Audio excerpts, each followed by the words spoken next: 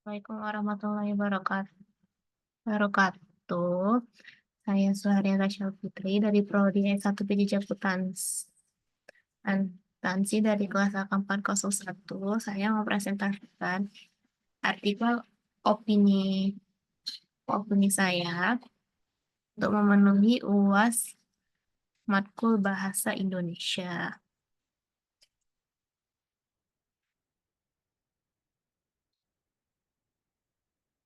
Oke, yang di sini saya mengambil judulnya itu tentang tantangan dan strategi menghadapi krisis rantai pasok di era digital. Jadi sih saya ambil dengan sesuai dengan bidang saya itu ambilnya manajemen rantai pasok. Jadi uh, dalam dunia manajemen rantai pasok, dunia manufaktur dalam beberapa tahun ini tentang krisis ya.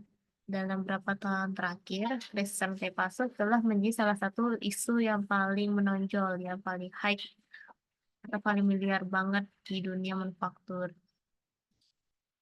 Di krisis ini dipicu dengan berbagai faktor seperti pada beberapa tahun yang lalu, 2020, 2021, dan selanjutnya itu terjadi namanya COVID-19. Itu pasti terjadi krisis.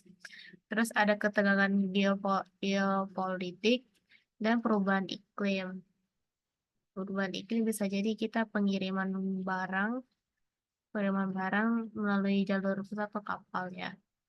Nah, terus krisis ini juga mempengaruhi nih berbagai sektor industri, mengakibatkan penundaan produksi, kenaikan biaya, ketidakstabilan dalam pengiriman juga. Terus di era digital sekarang ini, perusahaan juga menemukan strategi yang efektif nih untuk mengatasi tantangan, memastikan keberlanjutan untuk ke depannya nanti. Nah, isunya itu adalah krisis rantai pasok. Jadi salah satu dalam bidang manajemen rantai pasok ini, kelengkapan semikonduktor ini mengakibatkan gangguan produksi di berbagai industri, terutama dalam bidang otomotif, elektronik, atau mungkin manufaktur sekarang bisa dalam produksi bidang rumah sakit juga ada, mungkin dan lainnya, plastik juga. Nah, jadi kelangkaannya ini menyebabkan peningkatan permintaan yang tidak diimbangi dengan kapasitas produksi yang memadai. Mungkin permintaannya nih misalnya banyak nih customer pesan, tapi dari pihak perusahaannya mungkin ada kendala dari iklim mungkin, proses pengiriman mungkin, kemacetan pengiriman, kendala dalam produksi dan lainnya. Terus menurut laporan dari McKinsey and Company ini, krisis semikonduktor ini diperkirakan akan berlangsung hingga berapa tahun ke depannya, memaksa perusahaan untuk mencari gimana solusi jangka panjang supaya perusahaan ini berjalan dengan lancar dan stabil untuk ke depannya. Nah, ada beberapa poin strategi menghadapi krisisnya apa aja sih? Terus ada diversifikasi pemasok ya, sama diversifikasi pemasok ini strategi penting nih, mengurangi ketergantungan pada satu sumber dan mengurangi resiko dari gangguan rantai pasok. Dan memiliki beberapa rantai pasok dari berbagai wilayah geografis, perusahaan dapat lebih fleksibel dalam menghadapi krisis dan mengurangi dampak jika salah satu pemasok mengalami masalah.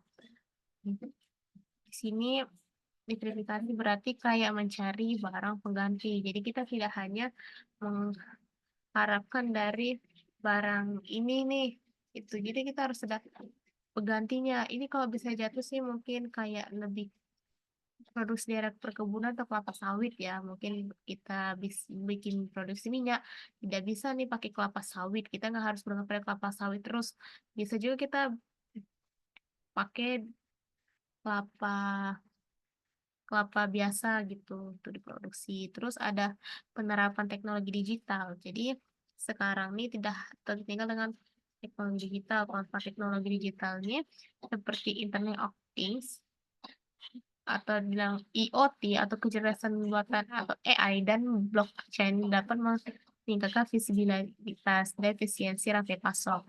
Teknologi ini memungkinkan perusahaan untuk memantau secara real-time kondisi rantai pasok, memprediksi potensi gangguan, dan mengambil tindakan pencegahan lebih awal.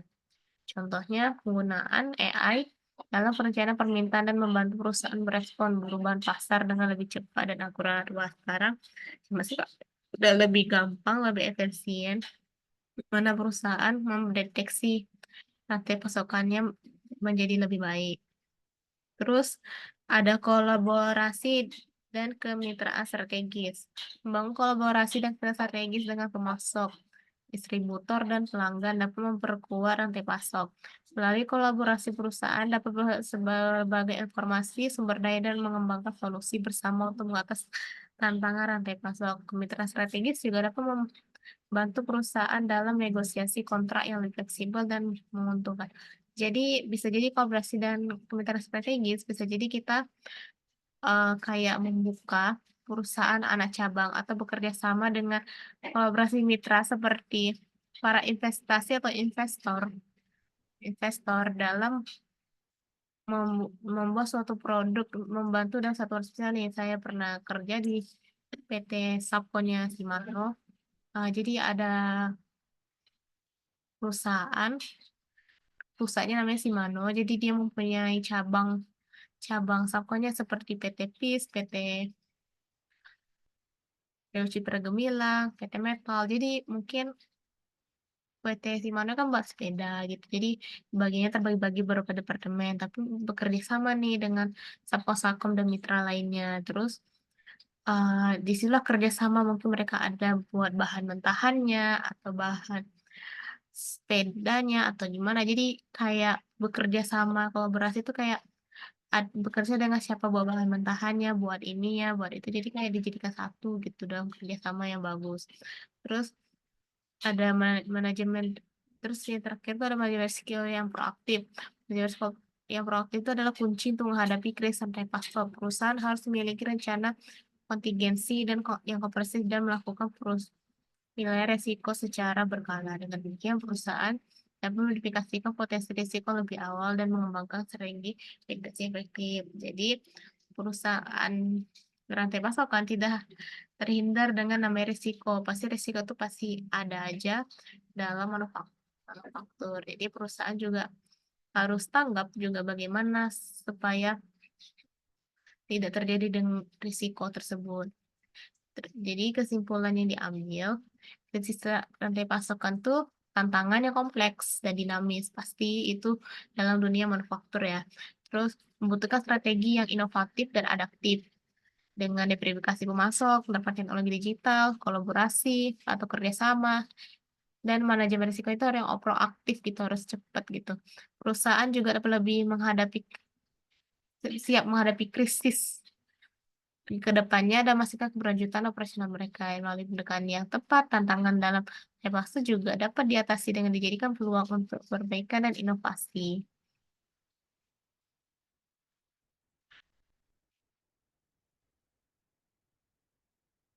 Dan inovasi. Jadi itu.